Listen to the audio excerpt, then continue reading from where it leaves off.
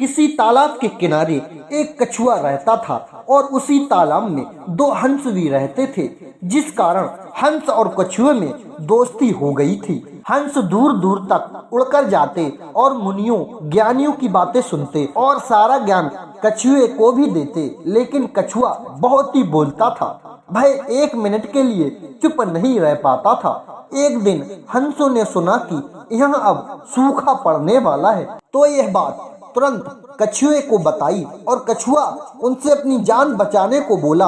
हंस उसकी जान बचाने के लिए तैयार हो गए। फिर हंस एक लकड़ी की टहनी लेकर आया और बोला, दोनों किनारों से हम अपनी चोंच से पकड़ते हैं, तुम बीच में अपने दांतों से लकड़ी को पकड़ लेना। इस प्रकार उड़कर दूसरे दूर तालाब में चले जाएंगे, लेकिन एक बात का ध्यान रखना, बीच में कहीं नहीं बोलना है। कछुए ने हामी भर दी और हंस कछुए को लेकर उड़ने लगे। रास्ते में एक गांव में ये नजारा बच्चों ने देखा तो चिल्लाने लगे कि वो देखो, कछुआ उड़ रहा है। कछुआ बच्चों की आवाज सुनकर चुप ना रह सका और बोलने के लिए अपना मुंह खोल दिया और जमीन पर गिर पड़ा और उसकी मौत हो गई।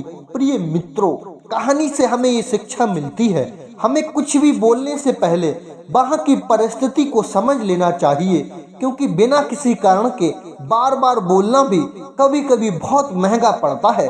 इसलिए अक्सर कहा भी जाता है, हमें उतना ही बोलना चाहिए जहाँ जितनी ही जरूरत हो।